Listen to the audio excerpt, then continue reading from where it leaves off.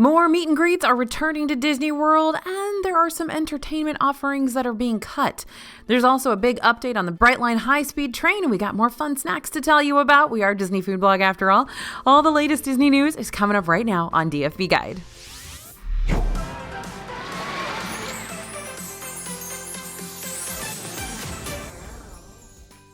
Hey everybody, it's AJ for Disney Food Blog. It's that time of the week where we catch you up on everything that happened inside the Disney parks. It's the best way to start your Saturday morning. So here we go. It is a happy day because a beloved Disney character is back in Disney World. Of course, we had to go and say hello and get some socially distanced warm hugs from Olaf.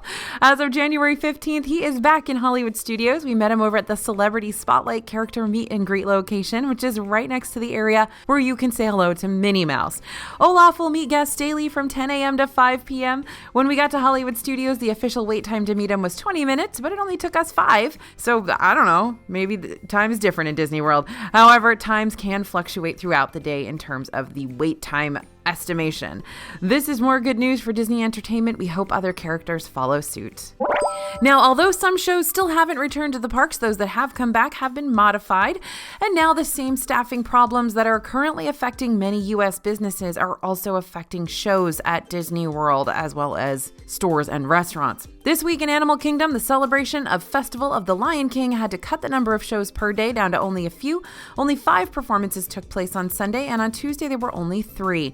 We spoke to 2 different cast members to see if there was a reason for this, and we're told it was due to staffing issues. So it's important to keep in mind that these are still affecting Disney World.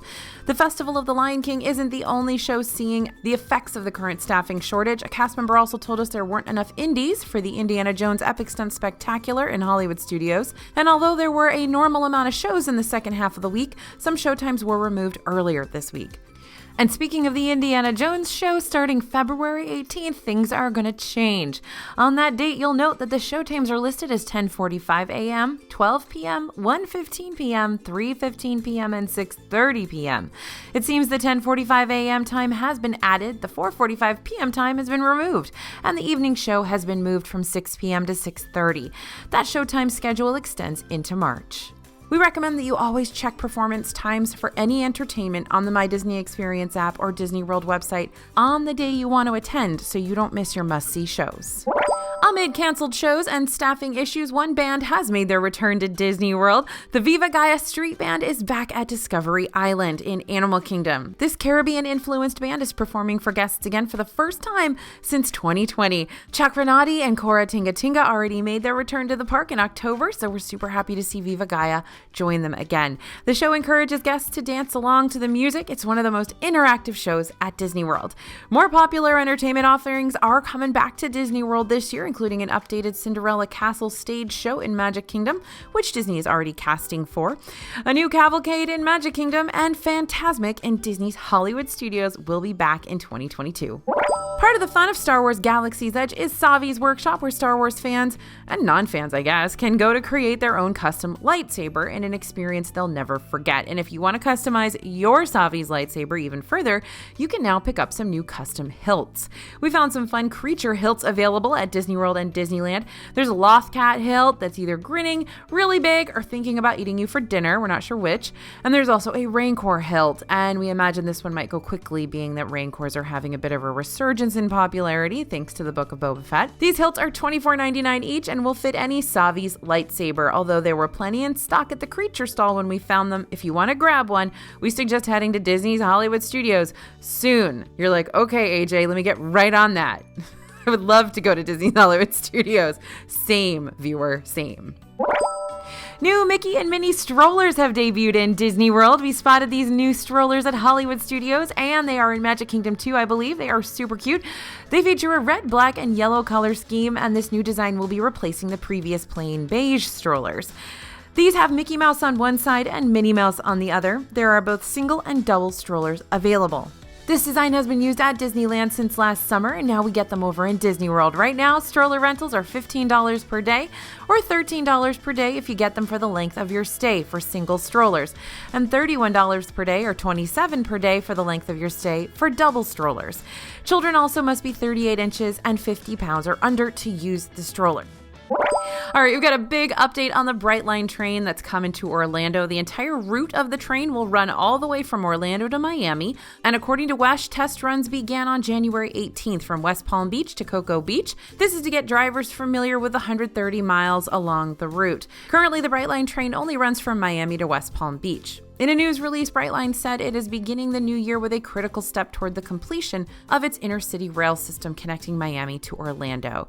Over 150 railroad crossings have been upgraded during Brightline's construction phase, including half of the crossings in the section. More will be updated this year. The company also indicated that construction on the route to Orlando is now around 70% complete. So exciting.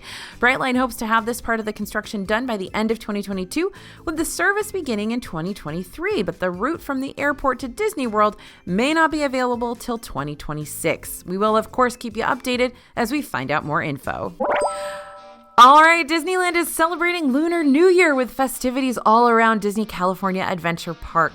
From January 21st through February 13th, 2022, the park will ring in the Year of the Tiger with special food and entertainment and lots more. We were there opening day to see all the festivities, and we've already had some great food and drinks. We also went for the promise of some special character sightings, and Disney delivered. If you're going to Disneyland during this time, be sure to take advantage of the fun food, entertainment, and more. Raya is there, Mulan is there. It is super cool. And as always, head to our website, DisneyFoodblog.com, to check out all the details. You know, we bought all the food yesterday. We've got reviews up of everything.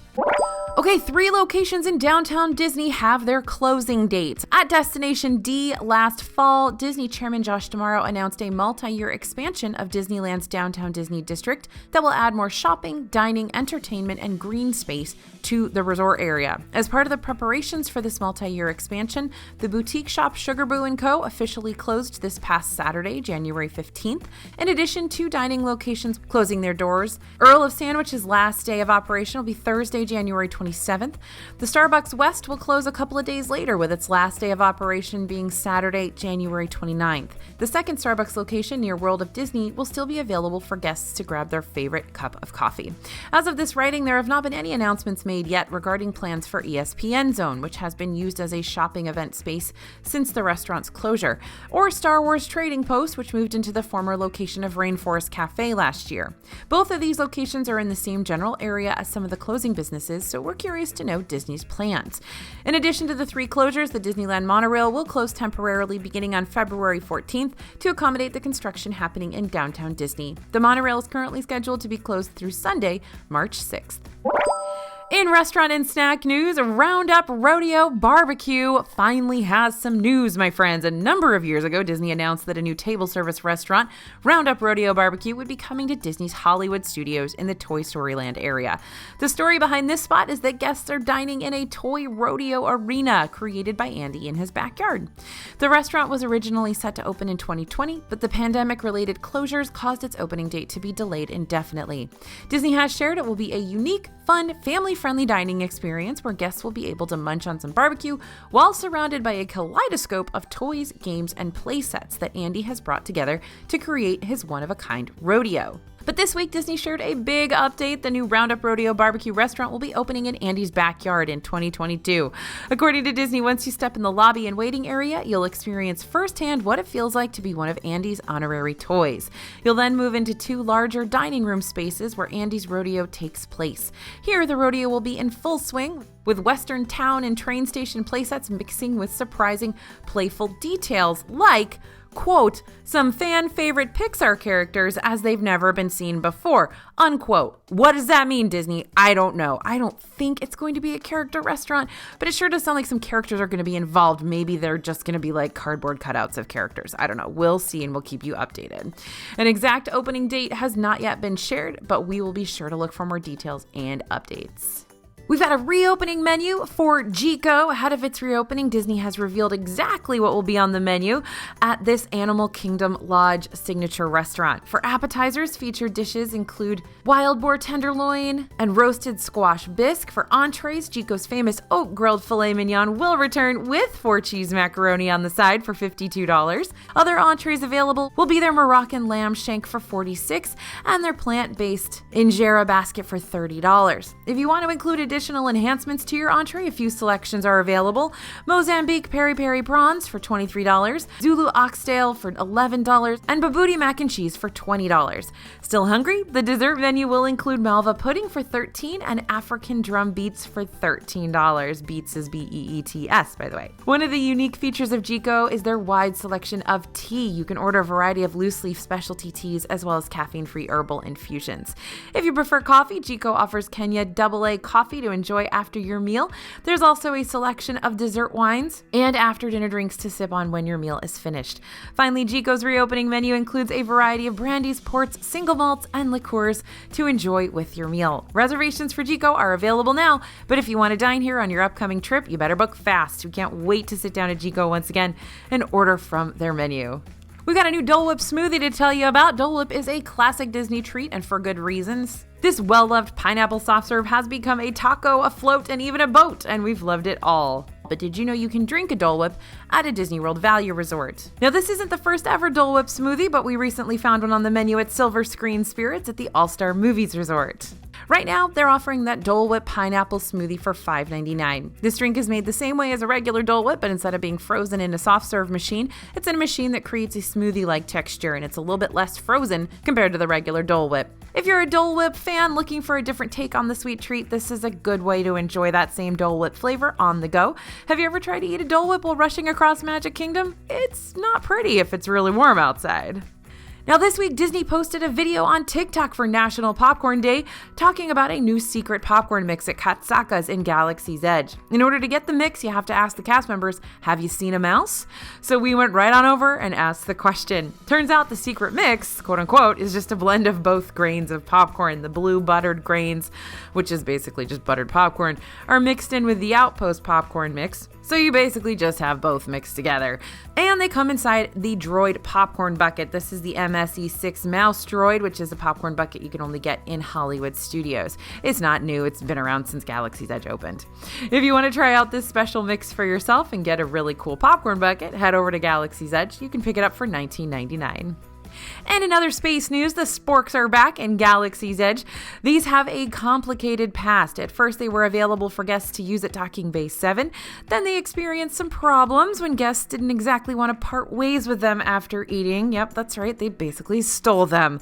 The Sporks were taken away and regular utensils were put in their place, but then they became available for guests to purchase. This is similar to the pattern of events that took place in Disneyland when their version of Galaxy's Edge opened. We haven't seen these beauties available for a while, so you can imagine our excitement when we found out that they were here again. They're priced at $10.99, come with their own little travel bag. There is a limit of just one per guest per transaction, so keep that in mind. If you want to grab them, be sure to look for them at Docking Bay 7 Food and Cargo. You can also get them at Docking Bay 7 Food and Cargo through mobile order by selecting the cargo option. That's, of course, over in Hollywood Studios. And we've got another Mickey-shaped treat for you. This week we popped into Kringle Bakery Og Cafe in the Norway Pavilion to see if there was anything new in the case and discovered that the Mickey Cinnamon Roll had returned for $6.29. As you can see, this version of the Mickey Cinnamon Roll has loads of red, white, and blue icing. It wasn't a soft icing, was drier and harder than the frosting you might get on a cinnamon roll at Gaston's Tavern. The texture was also a little different. It reminded us of a croissant. It even had a buttery croissant flavor, but this texture did make it a little dry and crumbly. One of the ears fell off while we were getting photos of it. Sorry, Mickey. And although it had plenty of cinnamon in it, the cinnamon flavor wasn't overwhelming. Kringle Bakery used to have this epic cinnamon loaf that was super moist, served warm, and topped with pecans, and we hope to see it back at Kringle in the future. But for now, we'll accept a solid Mickey Cinnamon Roll, I guess. If you'd like to try one for yourself, you can grab it for $6.29. I don't know that it's worth the cost, but hey, it's nice to have another cinnamon roll at Disney World, right? And we found another new 50th treat in Magic Kingdom. This one can be found at Cheshire Cafe in Fantasyland. We've been looking for this one for a while, but Cheshire Cafe was not opening because, according to cast members, of staffing shortages. So now it's finally reopened.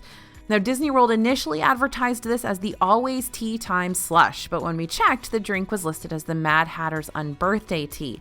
So we asked a cast member who told us this was the same drink. It's a frozen black tea with mango and frozen sour apple on top, garnished with whipped cream and a white chocolate 10 6-piece, just like the Mad Hatter's hat.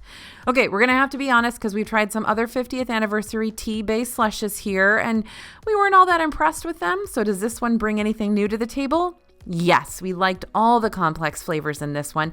It is sweet, but there's a lot to love here. That sweet mango flavor comes through, and the sour apple is really sour if you just drink that part by itself, so be sure to mix it up. This helps the sour apple break up the super sweet mango, and I think there's some vanilla in there that you want to kind of mix up too. The whipped cream was kind of unnecessary, but it mostly acts as a garnish. We hope this one sticks around for warmer weather because it was a bit cold and rainy for a frozen drink when we tried it. If you're looking to add a slush to your tea or a tea to your slush, because hey, we're all mad here, you can do so for $5.99 at the Cheshire Cafe in Magic Kingdom. Okay, we've already talked about the progress on Roundup, Rodeo, Barbecue, and Toy Story Land, but did you know something else is coming too? Disney announced a new edition called Jessie's Trading Post. In the announcement, Disney said Andy discovered Jessie's Trading Post playset tucked away in the attic and is bringing it downstairs to set up shop. Full of the coolest toys and finest souvenirs handpicked by the rootinest tootinest cowgirl. The wording's a little bit weird here, but it sounds like this edition will be a new gift shop since it's full of the coolest toys and finest souvenirs. We are guessing it'll have Toy Story inspired merchandise for guests to buy. If you've ridden Toy Story Mania in a while, you've seen kind of that pop-up gift shop that they sort of have on the way out. I guess this is going to be the permanent replacement. And since the only other merchandise locations in this land are a couple of kiosks and that strange little pop-up gift shop, it makes sense to add in a little more shopping for all the Pixar fans out there. We will for sure keep you updated on this one, so follow us on social media. And every year, Disney releases a monthly collection themed around a certain character. In 2020, it was Minnie, and in 2021, it was Stitch. Well, 2022 is bringing us Mickey Mouse, the main attraction collection. And we got a first look at the first collection in this series. First month is Space Mountain, and we now know what the merchandise in that collection will look like. These will be the perfect match to the Minnie Mouse Space Mountain collection. It's very similar. In this year's collection, there's a fun plush of astronaut Mickey Mouse, a futuristic Mickey Ears headband, a pin, a Loungefly mini backpack, and a collectible key themed after the attraction. Disney's online merchandise site, Shop Disney, reported that the first souvenirs in this collection will be released at 8 a.m. on Friday, January 28th, 2022. They also said that future releases for this collection are planned for the last Friday of each month. You'll be able to find this collection soon at Disney World and online. Now, we've seen ears themed to Chewbacca, Baby Yoda, Ahsoka Tano, and more in the past, but now we may have found some of the most epic Star Wars ears we've ever seen. Introducing one of Disney's latest set of Star Wars ears, the Lightsaber Ears. We found these over at Tatooine Traders in Disney's Hollywood Studios for $22. Now, we'd already spotted these ears in Disneyland, but we were happy to see they made their way to Disney World as well. On one side of the ears, you'll find the symbol for the Rebel Alliance, and on the other, you'll find the symbol for the Galactic Empire. Truly, these ears symbolize the ultimate battle of good versus evil right there on your head. In the center, you'll find a Star Wars logo with two lightsabers battling, one in red and one in blue. The ears light up, making them even more cool. Could you imagine wearing these while holding up your own lightsaber at night in Star Wars Galaxy's Edge while standing in front of the Millennium Falcon? Yeah, hashtag goals, right? Forget building a lightsaber when you could wear two of them on your head at all times for a lot less money. Be sure to check these ears out over at Tatooine Traders if you want to bring them home. And clearly Disney's been having some supply issues lately, but we'll take any chance we can to talk about our love for Fort Wilderness's most fun dining experience, Hoop-Dee-Doo Musical Review. While we were visiting Meadow Trading Post at Disney's Fort Wilderness Resort, we found a new resort-inspired Christmas ornament. This one is modeled after the iconic Hoop-Dee-Doo, which isn't open at the moment, and that's a little awkward, Disney, but we'll move past it. On one side of the ornament, you can see the Grand Pioneer Hall on full display. We're not sure how accurate this thing is scale-wise, but we're suckers for any kind of miniature Disney merchandise. The other side features those amazing Hoop-Dee-Doo performers, tambourines, and all. This is really reminding us of how much we miss this dining experience. You can find this new ornament at Disney's Fort Wilderness Resort for $29.99. And hold on to your britches and let us introduce you to the Pop Century Mini Ears. They're definitely groovy, with records for the ears and a colorful floral bow. Smack dab in the middle, you've got the Pop logo to match the giant sign outside the hotel's main building. Much like the resort itself, there's a lot going on with these ears, but all in all, they represent the best of Pop Century. You can grab them for $29.99 at everything Pop shopping and dining, but we'll warn you, they were in low stock when we spotted them. It's possible they could come to other stores in the future, but we haven't seen the contemporary ears pop up anywhere else, so these may just stick around here at Pop Century. We'll keep our eyes peeled for more hotel-themed ears. This is a trend we can definitely get behind. And there you have it, all the latest you need to know about all things Disney parks. Want this info sent directly to your inbox? Then sign up for our newsletter. It's totally free. We will send you all the latest updates, and also you can follow us on social media to get real-time updates from the parks. Thanks again for listening, everyone. Thanks for watching. As always, I'm AJ for Disney Food Blog, and we'll see you real soon.